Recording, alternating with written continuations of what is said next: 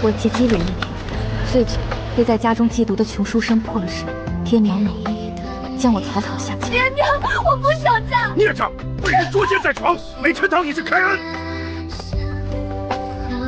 妹妹别哭，日后有困难来找姐姐。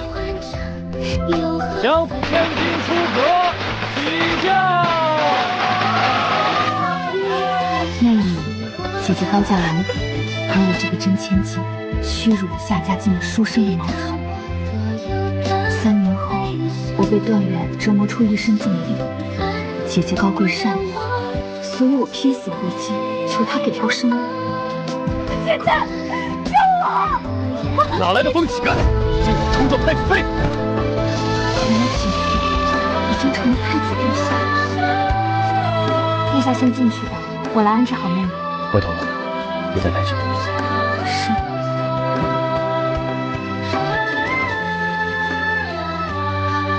妹妹，你怎么得了这种要命的恶疾？姐姐，段远他娶了我后，日日流连酒肆，寻欢作乐。不出1年便花光了我的嫁妆，没钱了他就打我，我这条腿更是被他打断，他还从外面带了一身顽疾给我。姐姐，我好难受。你当年说过，等我走投无路，可以来求你救济。姐姐，求你找个大夫救救我吧！我当年之所以说句话，是因为我早料到你嫁给段远，必定身不由己。什么？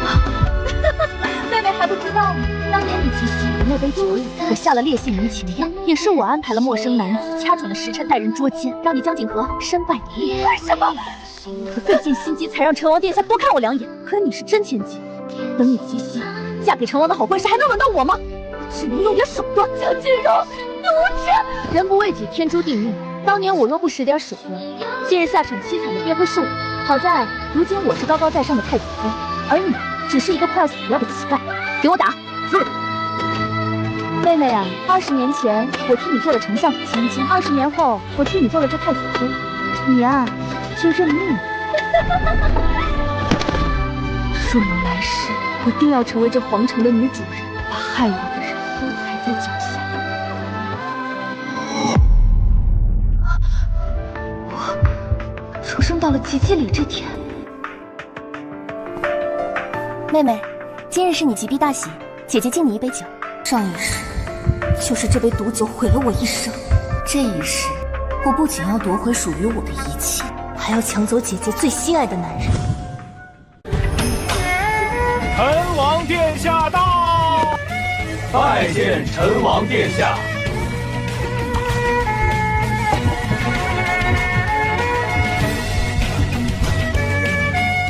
多谢姐姐赐酒。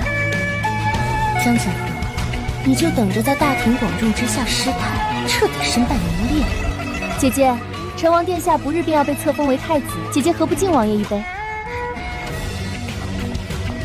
王爷，祝您前程似锦。多谢。陈王殿下当真是丰神俊朗，听说皇后娘娘有意替陈王选妃，也不知道谁能这么幸运。怎么会突然这么热？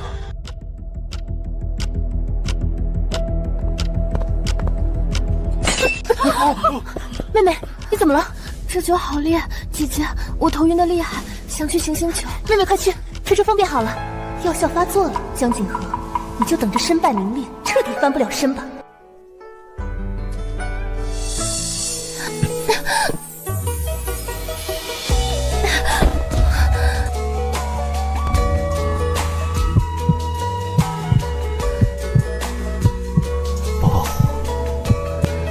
顾九昭是未来的太子，是姐姐的意中人，更是我的准姐夫。这一局我赢定了。殿下，这里不安全，随时会有人来，我们去旁边的厢房。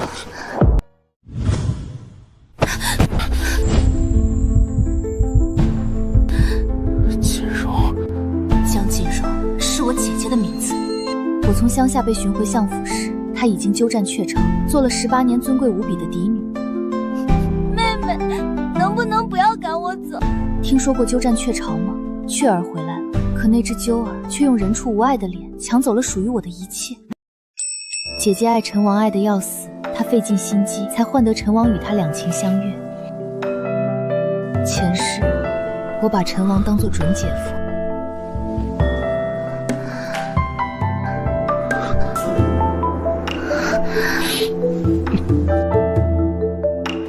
殿下，这一世我已经迫不及待想看见当姐姐发现奸夫是陈王时的表情了。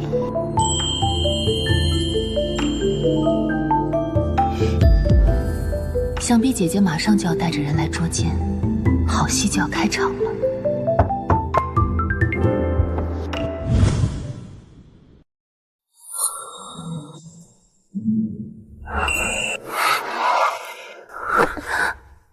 江锦和，你好大的胆子，竟敢算计本王！我在厢房休息，是王爷醉酒冲进来，对我用强。本王贵为皇子之尊，什么样的绝色美人没见过？你什么东西，也配让本王用强？臣女对天发誓，绝对没有勾引王爷，是王爷喝了姐姐敬的酒。你还敢提锦荣？你知不知道，本王与你姐姐两情相悦，本王是你的准姐夫。我不仅知道陈王是姐姐最爱的男人，我还知道，等姐姐发现他亲手促成了我与陈王的好事，一定会痛苦后悔的发疯。锦荣心地善良，对你爱护有加，他怕你在集集礼上受委屈，再三邀请本王来替你撑场面，你却趁机勾引本王上床，你简直毫无廉耻。王爷竟这么看我。江锦和，你听好了，锦荣虽是假千金，但她饱读诗书，琴棋书画样样精通，她才是相府精心培养的真贵女。你这个真千金，连给她提鞋都不配。我是命贱，我出身富贵却颠沛流离18年，我没读过书，不懂你们皇室的弯弯绕绕，但我江锦和也都礼义廉耻。满口谎言，王爷一口咬定是我算计，我百口莫辩。既然王爷不信，那我唯有一死，以证清白。江锦和，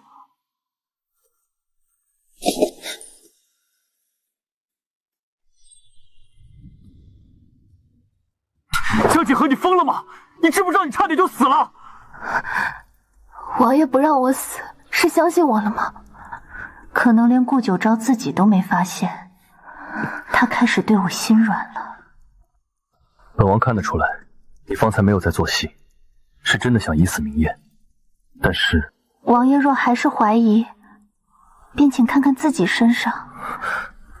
我若真心勾引王爷，又怎么会拼命反抗，留下这些痕迹？说不定是你欲拒故迎，故意留下这些证据。你干什么？王爷闯进来时，我正在小憩，王爷扑上来就亲这里，我说不要，王爷不听。本王什么都不记得了，谁知道是不是你在编故事？我想逃，可王爷死死抓着我的脚踝，把我拖了回来，还扛在肩上。好了好了，本王信你了，但本王酒量极好，今日根本没碰几杯酒，怎么会？王爷闯进来时，分明醉得满面通红，理智全无。难道是酒里被下了药？我今日及笄只喝了1杯酒，那杯酒是姐姐递给我的。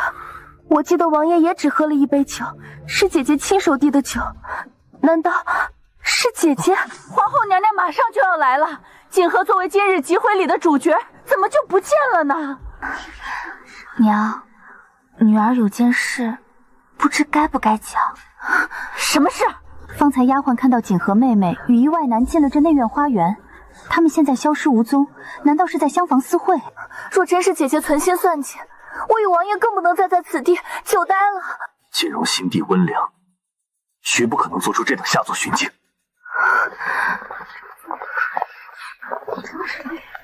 锦和妹妹，被江锦和说中了。我在皇宫长大，见过太多勾心斗角的笑面虎、双面人，难道锦荣也是其中之一？不，这一定只是个巧合。王爷别担心，我去应付他们，您赶紧从小窗离开吧。那你怎么办？即便我消失，任何人只要看一眼都能猜出这里发生了什么。我们只是单纯的醉酒误事，姐姐心地善良，想必不会为难我的。王爷放心，今日之事我绝不会透露半个字，也从没想过要以此事要挟王爷什么。妹妹，你再不吭声，姐姐可就要推门进来了。江景和，等大家看到你这个真千金衣衫不整的躺在奸夫身下，陈王妃的位置就非我莫属。王爷快走，千万别被人发现了。你可知道，母后亲临相府就是为了商议你我的婚事。倘若被人发现我们在此，那我就成了名正言顺的陈王妃。可我知道，王爷心中只有姐姐，我不愿让王爷为难，更不愿让姐姐伤心。别怕，本王不走，你姐姐聪慧善良，定会帮你遮掩过去。姐姐，你最心爱的男人已经开始心疼我了呢。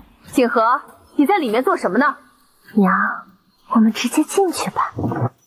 姐姐，我有些醉了，在这里小起是吗？妹妹的声音为何那样沙哑啊？醉酒会伤了嗓子吗？许是醉酒着了风寒，头也有些昏沉。如此，那姐姐我更要进来看看了。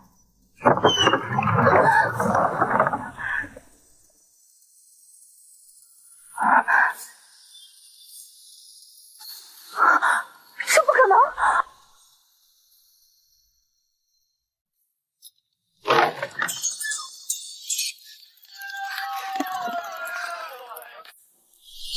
该死，那个奸夫去哪儿了？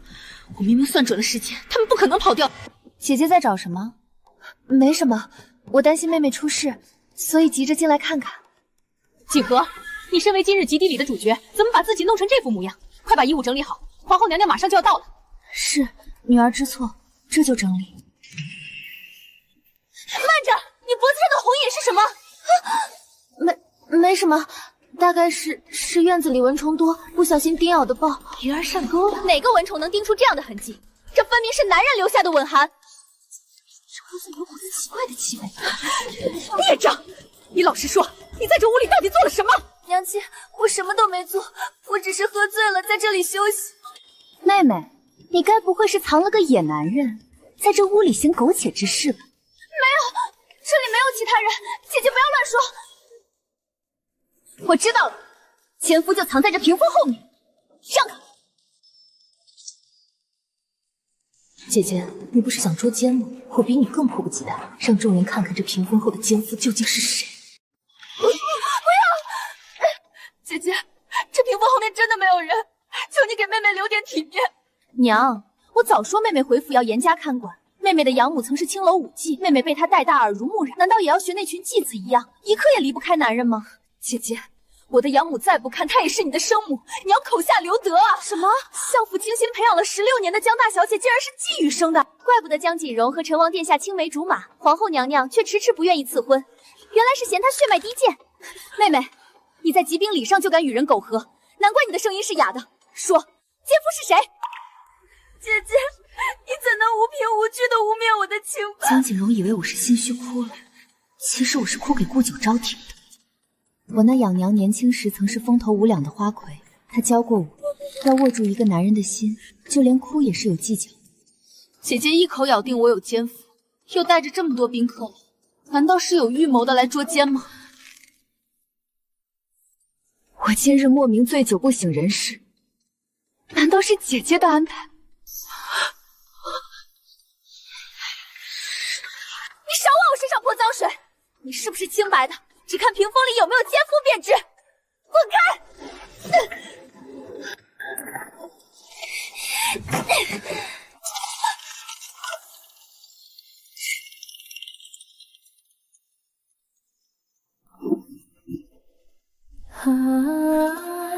上一世，江锦荣就是用这样一场精心设计的捉奸局，害我身败名裂，被世人唾骂不知廉死。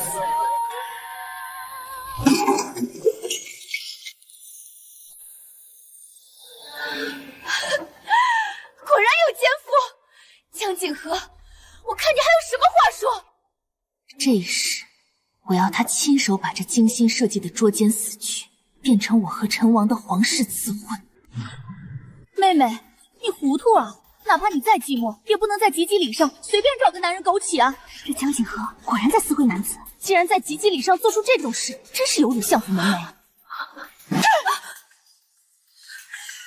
你果然是烂泥扶不上墙。说，这奸夫是谁？听说借住在咱们府上的穷书生段源，近日总往妹妹院子里跑。景和，你身份高贵，王孙贵族都嫁的，为何要自甘下贱跟一个穷书生私会？不是的，娘，他不是段公子。娘，你也别怪妹妹，妹妹眼皮子浅，没见过什么世面。您和皇后娘娘是手帕交，妹妹本来可以做陈王妃的，怎么就这么不争气？皇后娘娘马上来了，结果闹出这等丑事！来人，把这奸夫拉出来，直接乱棍打死！不要，娘，求你放过他，都是我的错。妹妹，你护着他做什么？虽然你被段源破了身子，可他算什么东西？穷酸秀才一个，你若嫁过去，怕是要吃苦。我说他不是段公子。执迷不悟，是不是段源？大家亲眼看看就知道了。滚出来！姐姐，这都是我的错，我愿意跟白灵吊死，求求你们不要为难他。让开！我叫你滚出来！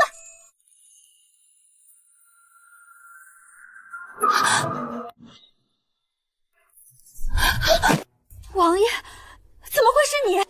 参见陈王殿下。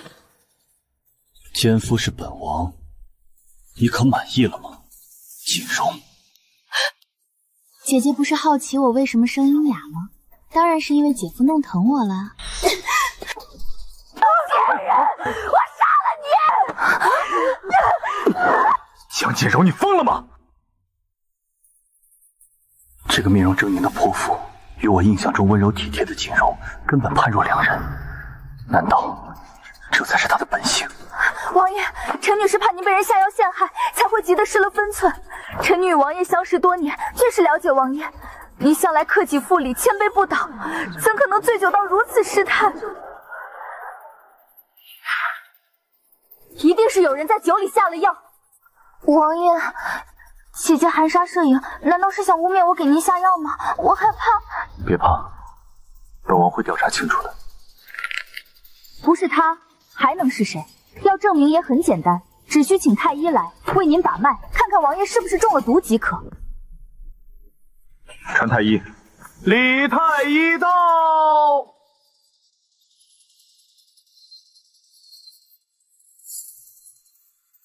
阴阳失调，火热内盛。王爷，您中了最烈的银毒。此毒霸道至极，若不能及时疏解，轻则伤及根源，重则气血逆流丧命，岂有此理！敢对陈王殿下下药，你们丞相府是不要命了吗？王爷息怒！王爷息怒！王爷息怒！爹娘，你们不必惊慌，陈王殿下仁善厚德，绝不会迁怒无辜。眼下最要紧的是找出那个下药的真凶。是，要是让这种人留在相府，那以后还不知道出什么事儿。江景和，你敢不敢也让李太医看看你的脉？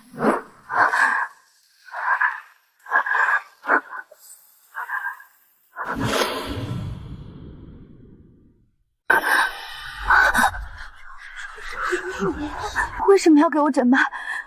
我没有给王爷下药，我也是受害者。没有你躲什么？心虚了？哥哥，别这么喊我！别怕，哥哥来替你出头。殿下，如果江景和也中了阴毒，那他可能是无辜的；可如果他没有中毒，却成了唯一得利者，这很难不让人怀疑，此事从头到尾都是他自导自演的一出奸计。孽障，给我老实交代！你是不是想抢锦荣的婚事，才给王爷下药？勾引自己的未来姐夫，你就是个畜生！我当初怎么没把你掐死呢？就是他下的药没跑了。青楼长大的女人都一样，上赶着爬男人床，真可笑。明明我们才是血脉相连的亲人，可为了偏袒江锦荣，他们却一心把我往死路上逼。果然，我能靠的从来只有我自己。同为女人，我明白你的心思。你自小被养在外面，养娘还是个妓女，难免会学了些下三滥的手段。我没有。那你心虚什么？让太医看看你的脉象，一切就都清楚了。王爷，你相信我，我是无辜的。你是否清白，太医一查便知。江锦和唯一的毒酒被王爷喝了，这一局必死无疑。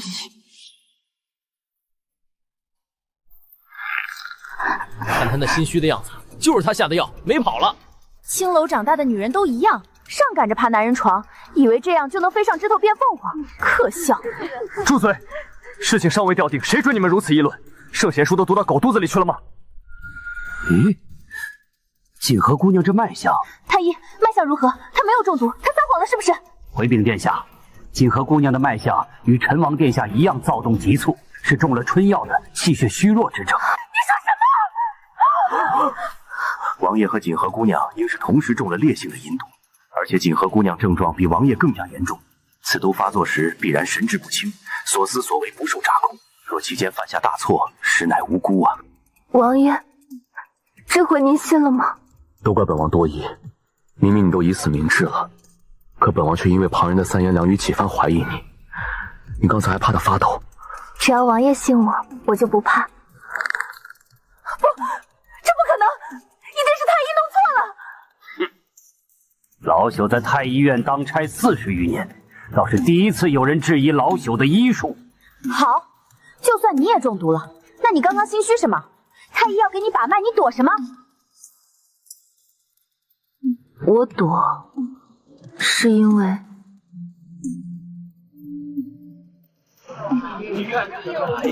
王爷可真是龙精虎猛。我怕太医把脉时会暴露这些痕迹，有损王爷清誉。毕竟我的清白是小，王爷的名声是大。姐姐，你说是不是啊？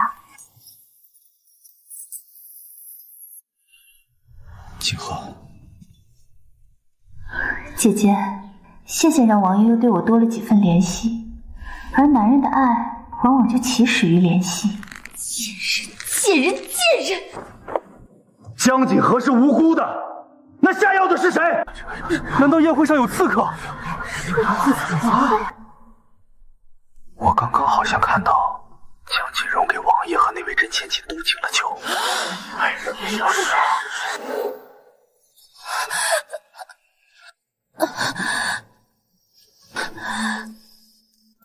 就算江锦和也被下了药，也可能是他为了抢走与成王的婚事，以身入局设下的苦肉计。够了，锦和好歹也是你的亲妹妹，你不替她撑腰也就罢了，竟然还一而再再而三的往她身上泼脏水。女子生存本就艰难，你是想逼她去死吗？不愧是我的亲大哥，我的心思全被他猜中了呢。江锦荣给我下的是最烈性的银毒配鸳鸯，这药发作时血液带毒，我吸了他的血便能混淆脉象。王爷，我怕……于是我成了最完美的受害者。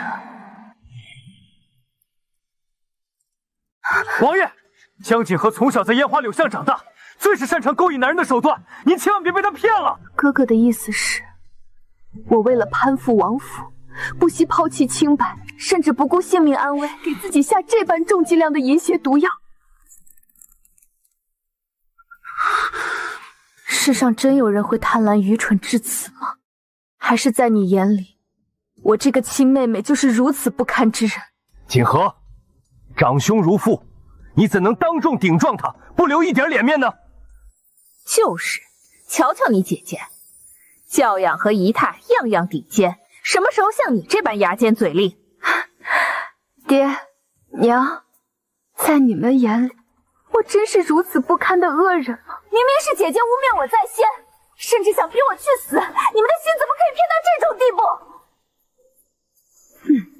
锦荣又不是故意的，既然你证明了清白，又没有什么实质性的损失，何必斤斤计较，揪着这点小事不放？妹妹，母亲只是太心疼我了。王爷，还记得我之前说的吗？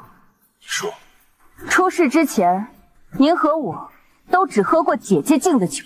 我敬的酒没有问题，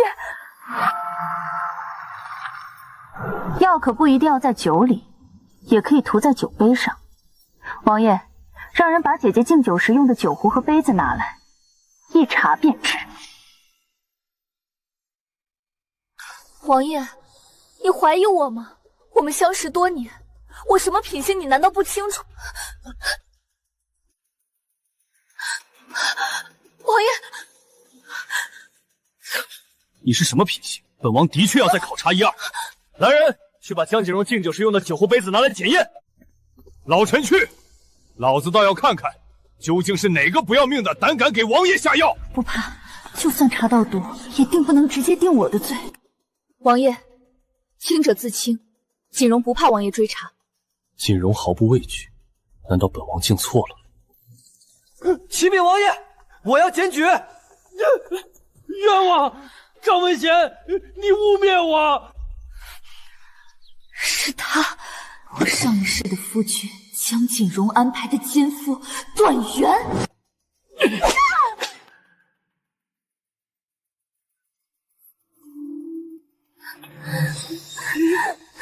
王爷，我要检举段源欲行不轨。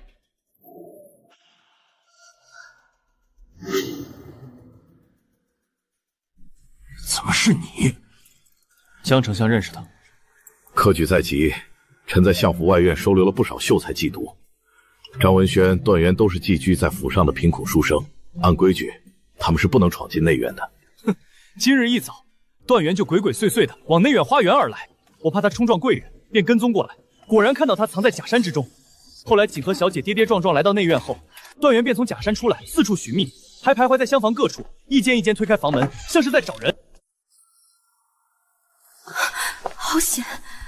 如果没有顾九招，如果我真的中了毒，就算我躲进厢房，也会被寻来的段源吃干抹净，重蹈前世的覆辙。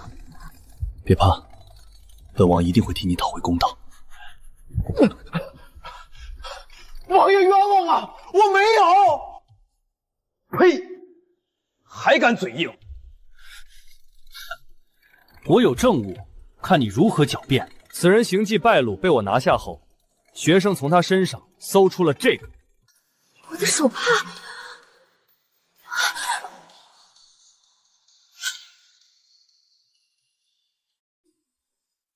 物证在此，请王爷明察。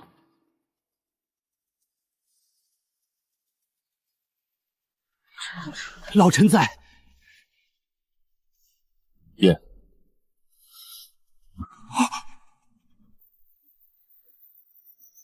这手帕上也淬了银毒，药性比酒中之毒更为猛烈。这贼人是想对锦诗小姐图谋不轨呀！天哪，这锦和姑娘也太惨了！到底是谁非要千方百计置她于死地？又是药酒，又是淬毒方巾，当真是不死不休，手段实在歹毒。王爷，我怕淬了银毒。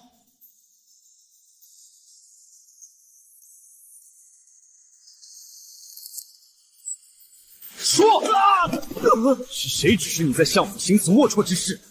若敢隐瞒，本王定将你千刀万剐！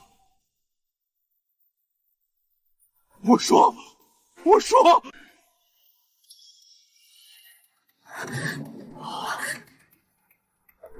看我干什么？我根本不认识你，我从来没有见过这个人。前世我与段源做过3年夫妻，他这个人又蠢又坏。事到如今，他一定会为了活命，供出江锦荣是幕后主使。王爷饶命！敢指使我干这种事的，当然只有江皇后驾到。娘娘，就差一点，皇后十分喜欢江锦荣，是她最大的靠山。皇后千岁！皇后把陈王看得跟眼珠子一样宝贝。无论江锦和是否无辜，皇后绝对不会容许有人勾着陈王白日宣言。江锦和，你死定了！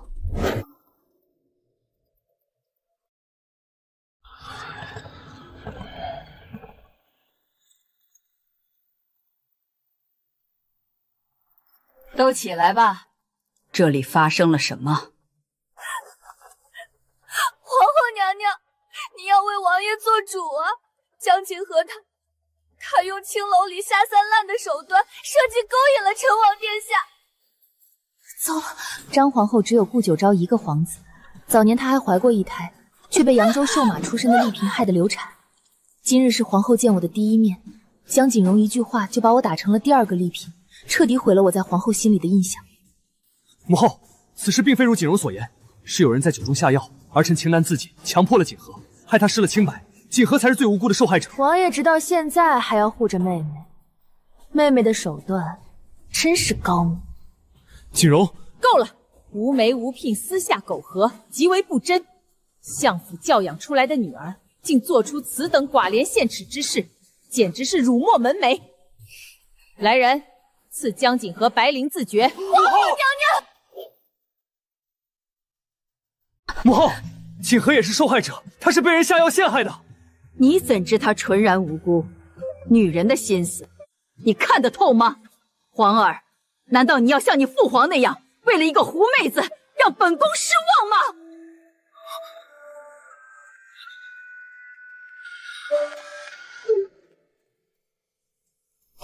行刑！皇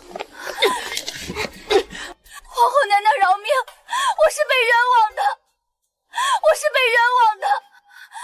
爹，娘，救救我！去死吧！不，重活一世，难道我还要惨死在恶人手中？我不服！我不服！有王爷在，我不怕。男人对女人的心软，有了一次，就会有无数次。顾九昭，这一局，我赌你依然舍不得我死。锦和小姐，上路吧。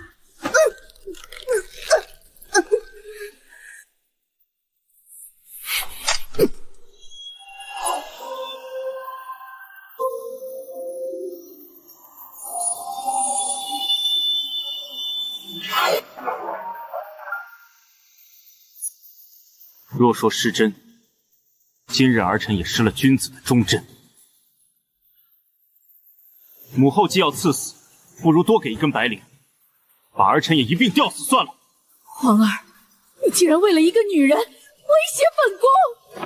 儿臣恳请母后给儿臣一点时间，儿臣定会彻查此事，将下毒的真凶揪出来，还锦和一个清白。王爷，江锦荣敬酒时用的酒壶和杯子拿来了。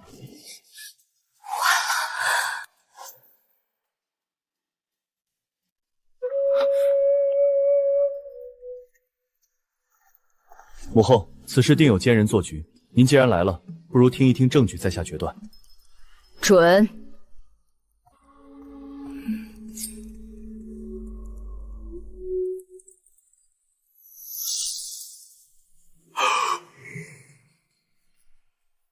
回皇后娘娘，王爷，今日江锦荣敬酒的酒具上确实有淬毒的痕迹。什么？此毒乃是民间一种极猛的淫药，名唤配鸳鸯，原是给牲畜配种用的。江锦荣，你还有什么话说？皇后娘娘明鉴，一定是有人陷害我，这些酒具不知道过了多少人的手。这女是您看着长大的，这女的品行如何，您不清楚吗？皇后娘娘，臣女有几个疑点，不知当讲不当讲。说。第一，今日及第礼上，只有姐姐给我和王爷敬了酒。第二，臣女醉酒后去花园醒酒，姐姐却带着宾客追了过来，仿佛早就知道臣女会在厢房私会奸夫。你胡说八道！第三，在端元身上搜出的手帕，绣着姐姐毒疮的双面并记脸，毒酒、捉奸、奸夫，环环相扣。皇后娘娘，请问这世上谁会费尽心机布下如此歹毒的杀局，非要置我于死地呢？不是我。锦荣，难道是你在贼喊捉贼？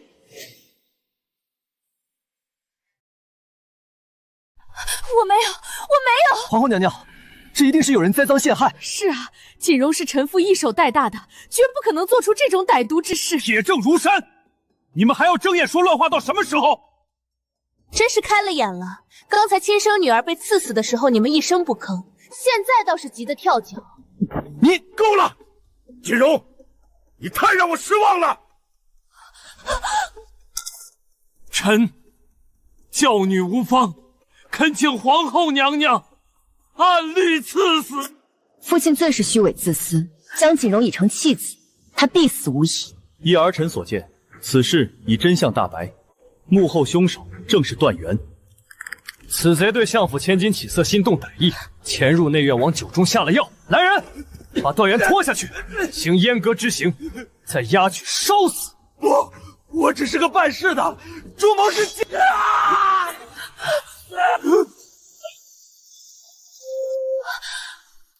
王爷，为什么把罪名都推给段源？幕后主谋明明是他在警告我，他把所有罪名推给段源，只为保下江锦荣。从今日起，江锦荣尽足思过，没有本王命令，不得出阁楼半步。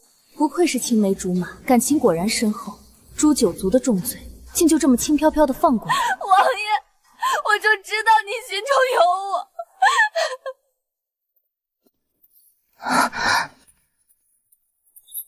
母后，江锦和阴差阳错替儿臣解了银毒，他既然是无辜的，儿臣愿意娶她为妻。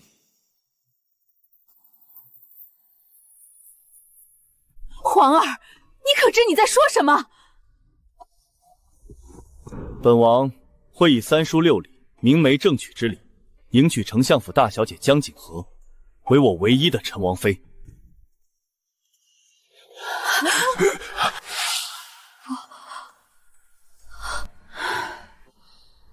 罢了，既然是你认定的婚事，本宫准了。今日闹出一堆事，本宫罚了，摆驾回宫吧。恭送皇后娘娘。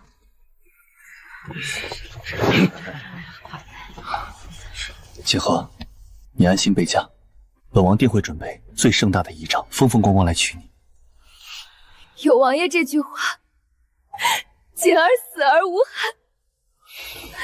顾九昭娶我，3分真心，7分利用。他需要相府的文臣势力助他夺嫡，而皇后顺水推舟，把这桩丑闻变成喜事遮掩下去。而就在顾九昭求娶我的当晚，我发现他和江锦荣在花园里私会。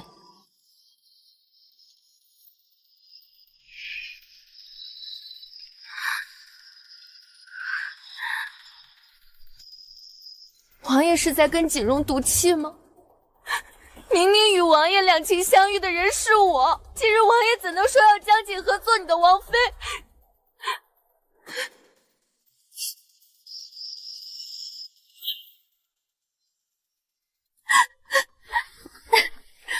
王爷可知江锦和流落在外时是被什么人养大的吗？他手段肮脏，今日你们都被他骗了。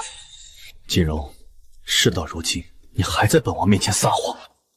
这杯子的杯沿和杯底都做了特殊的毒，太医说任何液体灌进去都会立刻变成烈性遗药，在酒里下毒太易被察觉，所以你选择在杯子上做手脚。你给江锦和下药，再安排段源毁去他的清白。如此相府千金就只有你一个，你就是唯一的陈王妃人选，是也不是？王爷，你甚至想借我母后的手，要了江锦娥的命。好一招借刀杀人！锦荣啊锦荣，本王认识你18年，竟不知道你的胆子这么大。不是的，王爷，胆敢利用皇室来谋算人命。我的确想给江锦和下药，但那是因为他与段源有奸情。妹妹说她想跟段源私奔，我只是在她疾病里这天成全他们而已。江锦荣，你好歹毒，死到临头还要给我泼进脏水，就算王爷不信，也会在心里埋下一根刺。是江锦和，是他把杯子趁乱调换，故意害了王爷你。王爷，妾身仰慕您多年，做梦都想成为您的妻子，我怎么舍得伤害你？这一切都是江锦和害的，他才是陷害王爷的人。江锦荣，事到如今，你还不知悔改？侍卫都调查清楚了，那套酒具从头到尾只有你一个人碰过。不，还有段源。本王的人在他房中搜出了一张江氏银票，银票上面沾着你身上的奇兰香。这香你从小用到大，本王绝不会判错。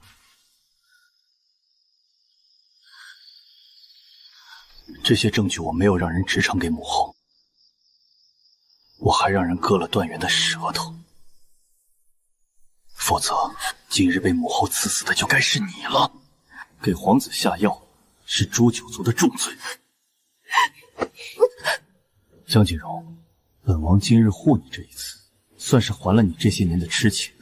但从今日开始，我与你再无其他情分。你别再痴心妄想陈王妃之位，也别再针对江锦和。你如今针对他，就是在针对本王。王爷，你说这样的话，是来诛妾身的心吗？我与江锦和的暖情酒，还是你亲手递到我面前的。锦荣，这一切都是你自己选的。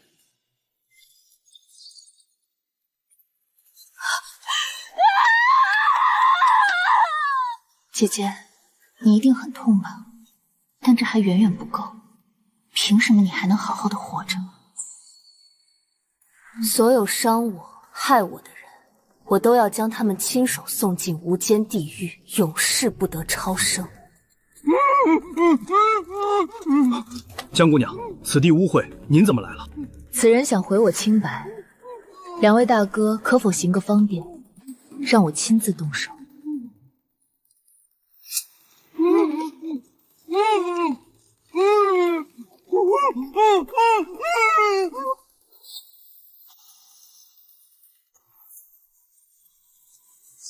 您是未来的陈王妃，当然可以，只是怕脏了姑娘的手。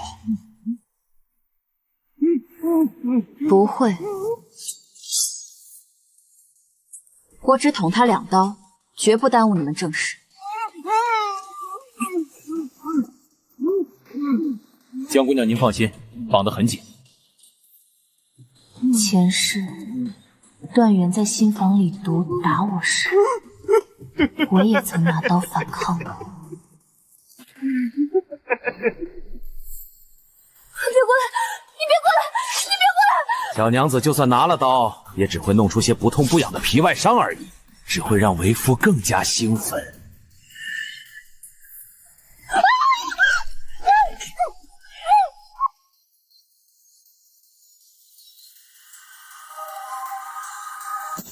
我让你兴奋。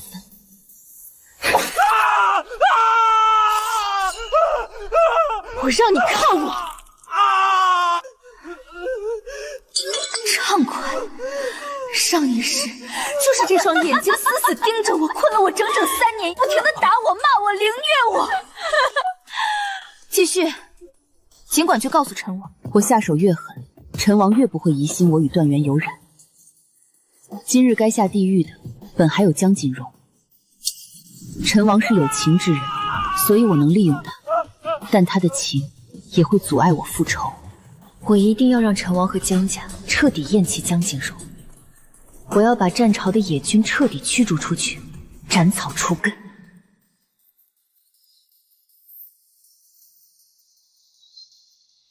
圣旨到，奉天承运，皇帝诏曰：相府嫡女江锦和温婉淑德，品行端良，特赐婚于陈王为妃，择日完婚，钦此。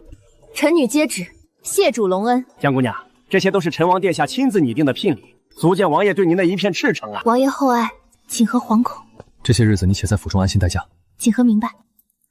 王爷可以帮我带上吗？当然。不好了，锦荣小姐在阁楼上掉了。什么？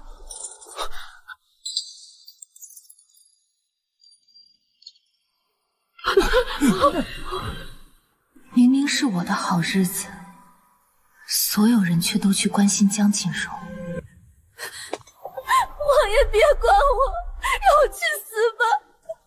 锦荣做出这等错事，没脸活了。锦荣，你说什么傻话呢？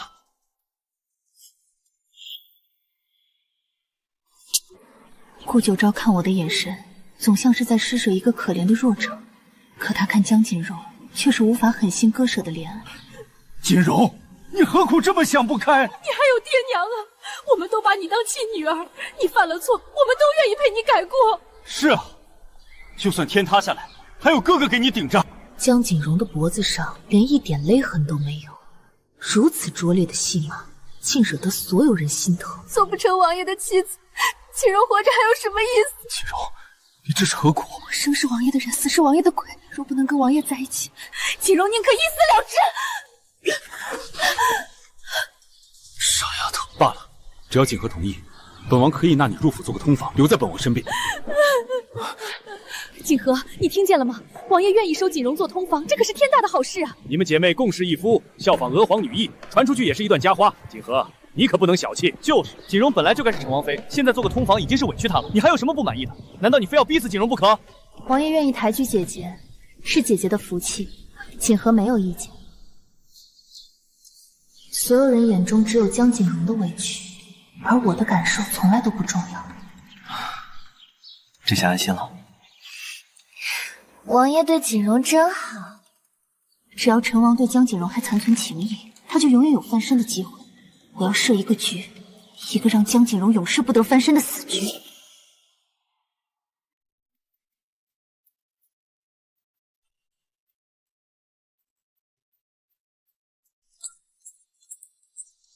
滚开！江锦和，你为什么让人把喜糖送到我方阁？你就是存心让锦荣难受。哥哥误会了，太医说姐姐心思郁结，沾沾我的喜气，说不定心病能好得快些。你还敢阴阳怪气？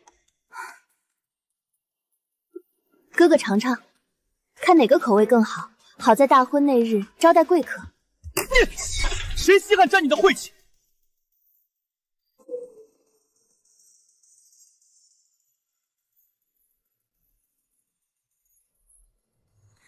小姐，奴婢帮您捡起来。不必，你去告诉爹娘，就说哥哥和我吵了一架。记住，我要让整个相府都知道，江浩宇为了江锦荣跟我大吵一架。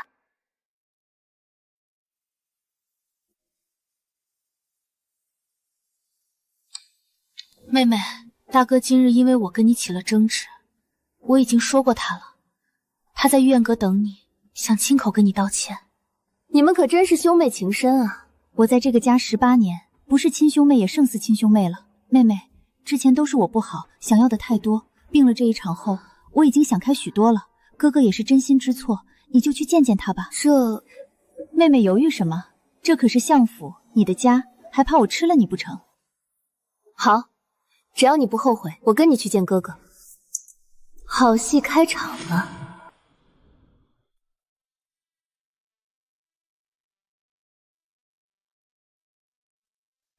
妹妹，哥哥就在里面，你快进去吧。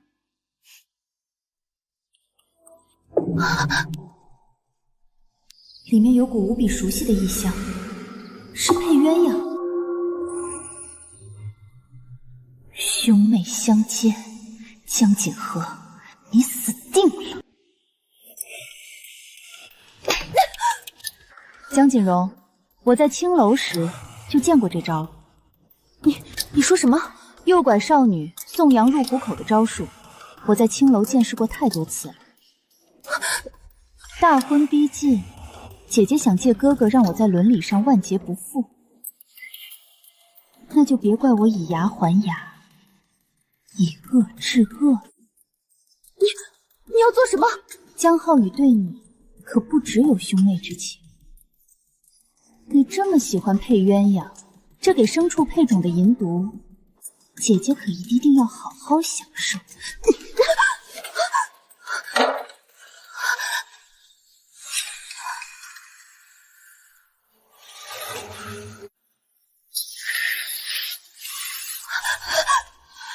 不，哥哥不要！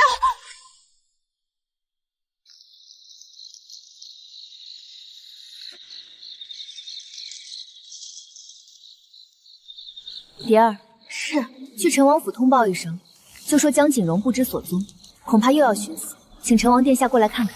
奴婢明白，奴婢还会顺道告诉丞相和主母。好，蝶儿，快去吧，记住，要说得着极限。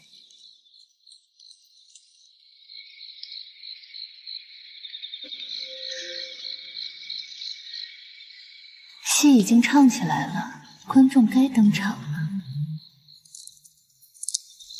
锦荣，锦荣，锦荣，本王来了，只要你出来，本王什么都答应你。锦荣，你到底在哪儿？四处都找遍了，怎么会不见人影？王爷、爹娘，你们可找到姐姐了？我到处找都没找到她。那是锦荣的声音。不管里面是谁，绝不能让陈王看见，否则王爷对锦荣的那点情谊就彻底断了。我必须替他遮掩过去。浩宇，别走！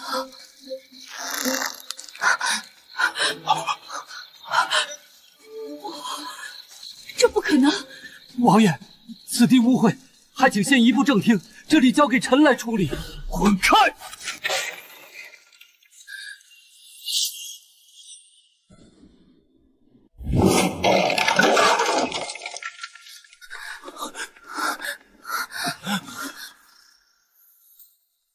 滚出去！找死！店长，你给我下来！滚！老子正在兴头上，谁敢打扰，统统拉下去打板子！混账东西，你看清楚老子是谁！爹，娘，江锦荣，你竟敢引诱我儿子做出这种事，你对得起我们的养育之恩吗？不是的，娘，王爷，你怎么会在这儿？不，王爷，你听我解释。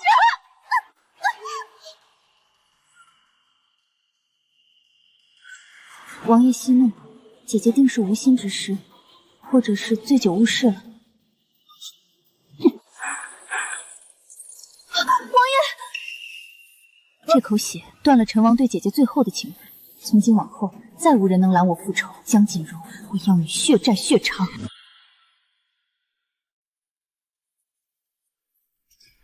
王爷，您是千金之躯，回府后千万记得喊太医来瞧瞧。锦和，你总是这么温柔体贴。王爷，锦荣姐姐她也是一时糊涂。从今以后，任何人不得在本王面前提起那个名字。是，王爷。陈王彻底厌弃了江锦荣，接下来该轮到江家人了。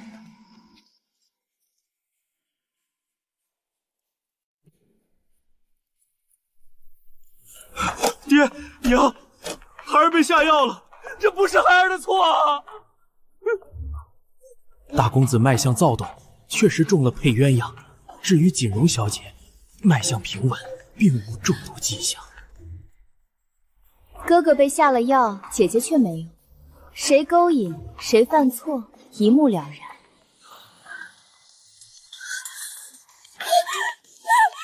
是你，江锦和，你这个贱人！你好歹毒！你竟然让我……我不知道姐姐在说什么。大夫已经诊断过了，哥哥中了配鸳鸯，而你没有。那配鸳鸯只有姐姐你一人有，也只有你有这种前科。现在贼喊捉贼，不觉得可笑吗？我猜姐姐是看自己嫁不了陈王殿下，又怕被相府厌弃，所以才豁出脸面也要争一个相府儿媳当当，是也不是？你胡说八道，我没有，是你在害我！你这个贱人，你一回来我们家就乌烟瘴气，分明是你陷害我们！爹娘，你们看到了吧？哥哥多紧张锦荣姐姐啊！反正两人没有血缘关系，不如就成全他们，让锦荣姐姐做我的嫂嫂吧。荒唐！浩宇是相府唯一的男丁，只有娶个高门贵女，才能稳固我们江家在朝堂的地位。如今我名声尽毁，连陈王也厌弃了我，嫁给江浩宇，成为丞相府的儿媳，是我唯一的好出路了。爹娘，事已至此，我愿意嫁给浩宇哥哥。爹娘，不如我就娶了锦荣吧，反正她本就是养女，自小养在眼底下，你们知根知底，这样的儿媳也放心啊。你这个不知廉耻的东西！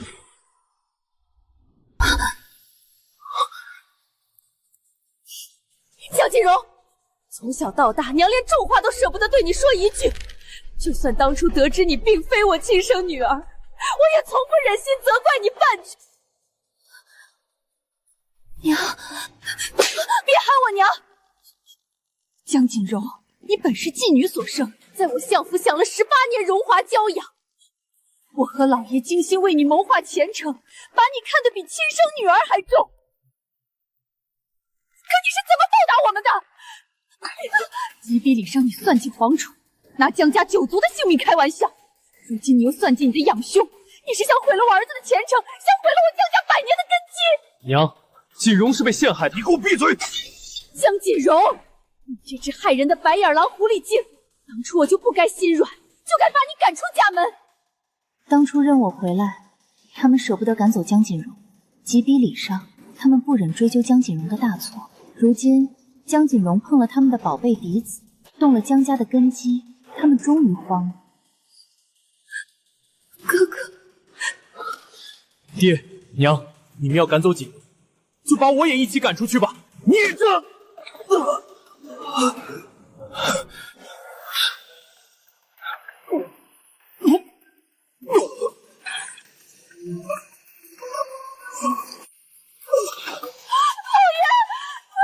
爹，所以啊，板子还是要打在致命处，不然谁也不能感同身受。爹，喝药吧。太医说您是急火攻心，喝了药就能好。和儿，是爹爹错了，爹爹不该偏心一个外人，冷落了我这么好的亲生女儿。都是爹娘不好，简直是猪油蒙了心，竟去偏袒那样一只养不熟的白眼狼。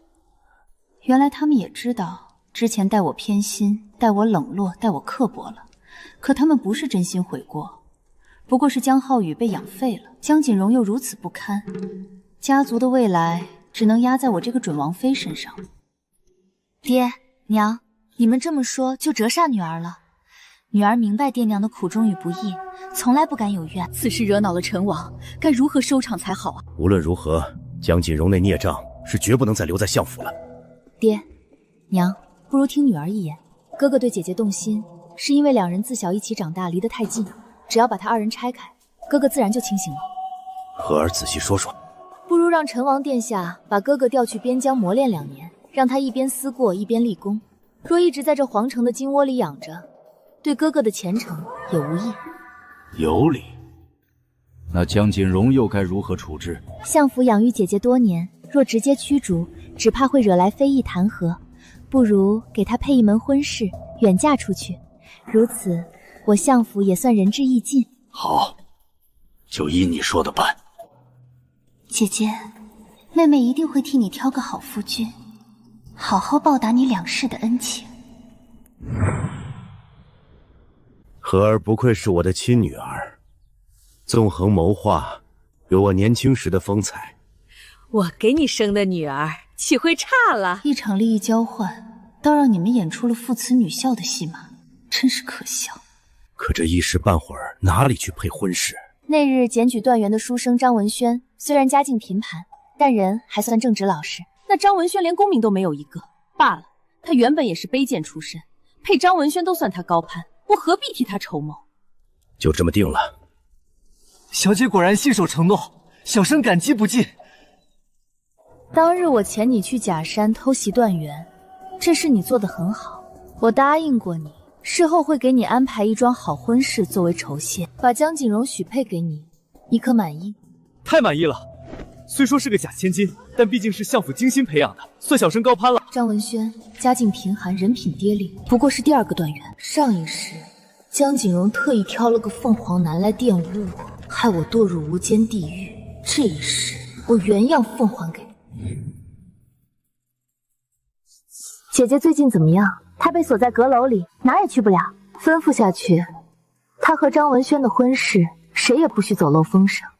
我要亲自告诉姐姐，给她一个惊喜。是小姐。备车去陈王府。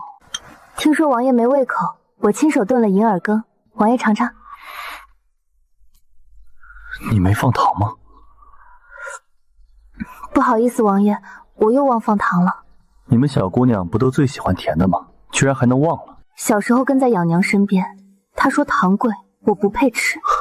那时本王意乱情迷，就会发现告诉本王，这是谁上的？王爷别问了，说出来怕脏了您的耳朵。说，那日姐姐当着众人的面说我是妓女养大的，她没有污蔑我。我的养娘，也就是江锦荣的生女，的确是青楼的舞妓。她雇人扮作强盗，将临产的丞相夫人逼进破庙，调包了2个孩子。我的女儿，娘给你找了个好归宿。8岁那年，她被客人施暴，我冲进去想护着她，被溅起的花瓶碎片划破了胳膊，伤口很疼，流了很多血。可养娘却骂我胳膊变丑了，以后跳不来好看的舞。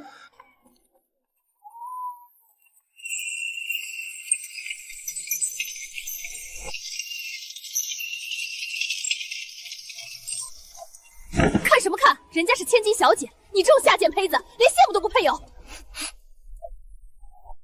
对了，王爷，你是不是还没见过我跳舞？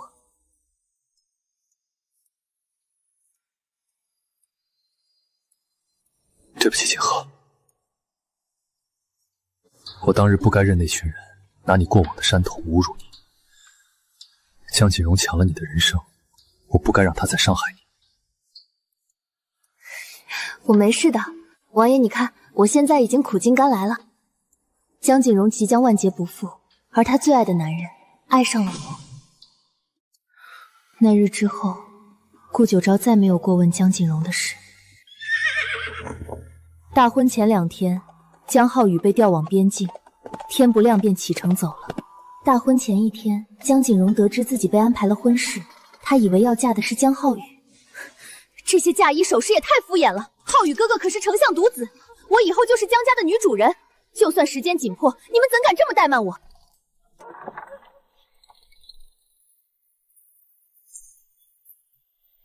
江锦和，你还敢来？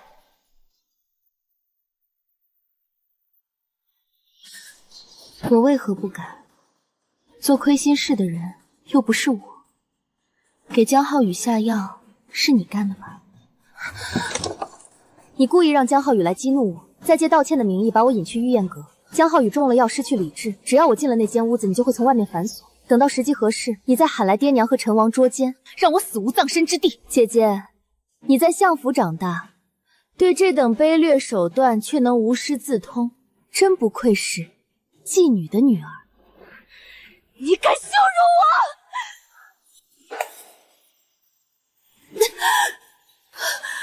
江锦荣，你记住，我对你所做的一切，不过是以其人之道还治其人之身。江锦和，你得意什么？明天我就要嫁给江浩宇了。从明天起，在这个家里，你得喊我嫂子，长嫂如母，你得敬我做长辈。你笑什么？姐姐，我比你还期待明天的大舞。相府千金出阁。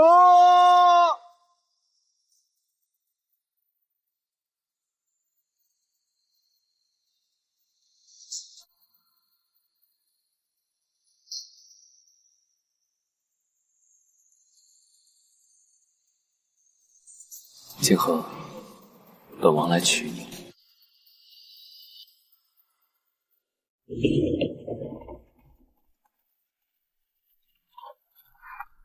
怎么还有辆破驴车？我可是未来的江府女主人，赶紧带我去正门，别误了吉时。正门？你配吗？你这是什么态度？等见了浩宇哥哥，我一定让他把你发卖出去。天亮了，别说梦话了。江浩宇呢？今日我与他大婚，他怎么一直不露面？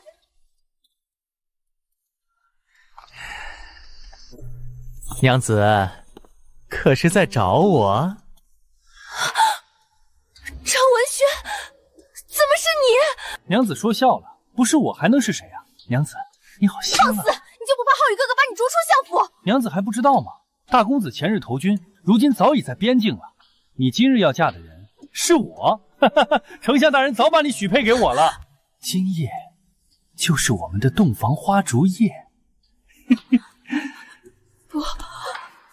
不可能！我要见爹娘，我要见王爷！赶紧押上驴车！今天是陈王殿下和景和小姐的大喜之日，别让这脏东西污了贵人的眼。不，我不是外人，我是丞相府的千金，我是陈王的心上人，你们怎么敢这么对我？爹娘，女儿好委屈，王爷，你怎么能这样狠心？把他嘴堵上！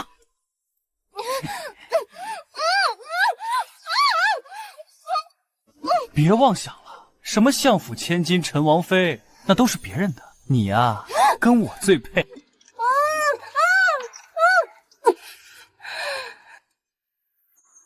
陈王殿下把新娘子抱起来了！天啊，我好羡慕！这就是神仙眷侣，天作之合啊！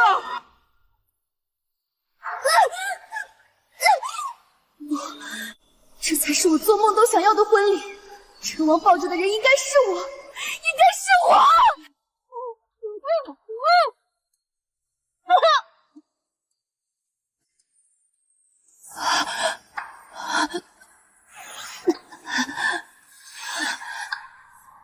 王爷，救我！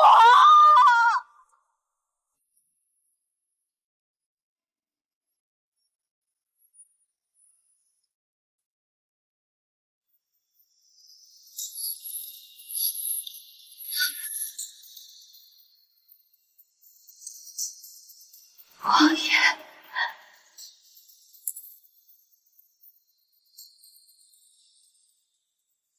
吉时已到，起驾！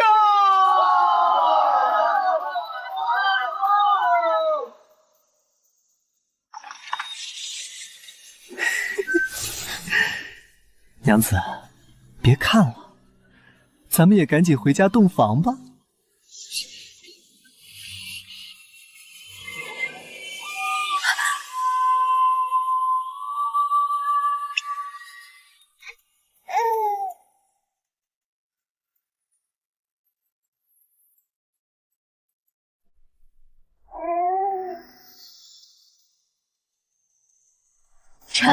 臣父见过陈王妃，贺喜王妃，贺喜小世子。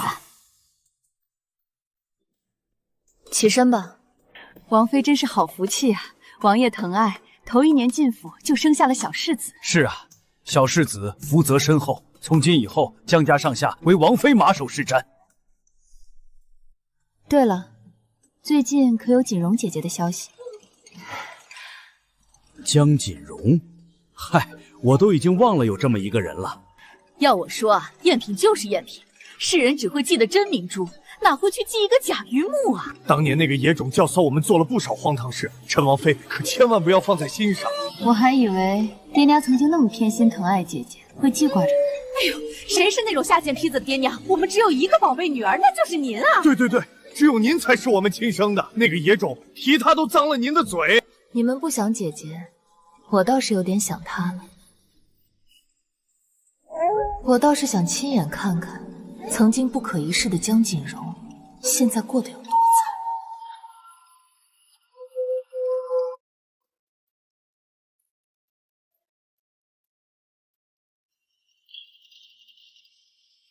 婚后第2年，顾九昭受封储君之位，我成了东宫的女主人。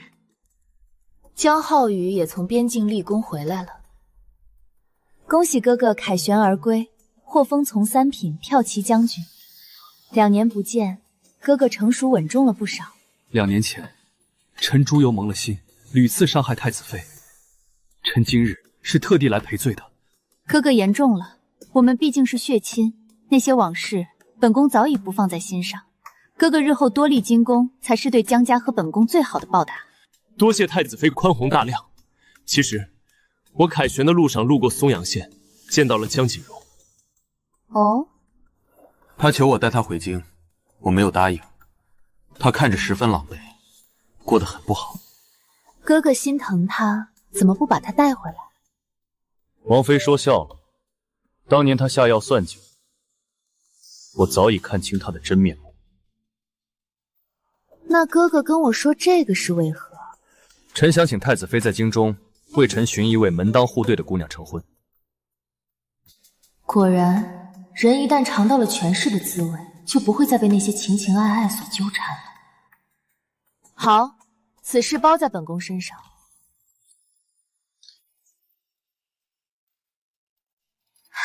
启禀太子太子妃，东宫门口有一个妇人闹着要求见太子。姐姐终于要见面了。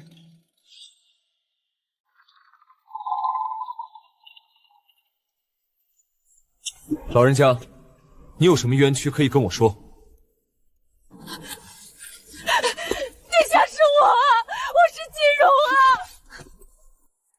殿下先去忙吧，我来安置他。玉儿方才吵着要爹爹抱，我去哄她，你别着凉，也别为这种人费太多心思。我明白。姐姐，你怎么得了一身脏病？妹妹，求你救救我！我的日子真的过不下去了。张文贤那个畜生，他吃喝嫖赌，整日虐待我，甚至让我惹了一身脏病。妹妹，我好疼，好脏，求你随手赏我点什么，让我去找个大夫。这簪子可够？够！贱人，去死吧！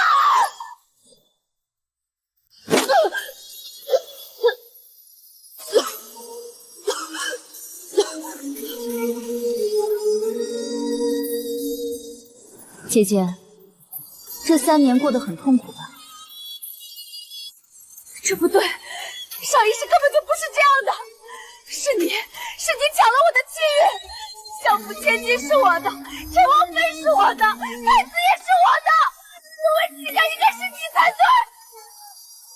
姐姐什么时候恢复的记忆？3年前，我出嫁那日，摔破了额头，便都想起来了。真好，带着上一世的记忆，一定更加痛苦吧？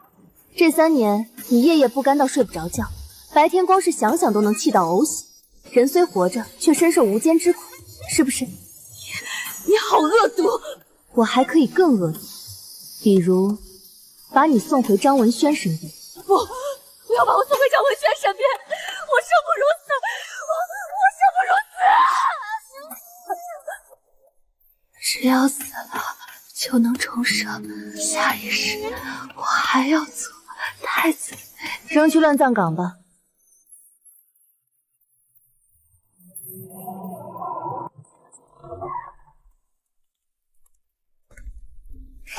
娘亲，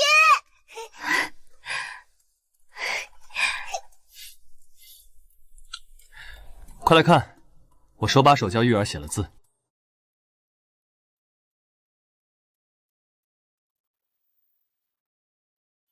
玉儿真厉害。我呢？玉儿的爹爹厉不厉害？我10岁那年，养娘警告我不要跟千金小姐比，说人家以后的日子是金玉满堂，琴瑟和鸣。她说对了，千金是我，太子妃是我，这一世明珠重耀，凤鸟还巢。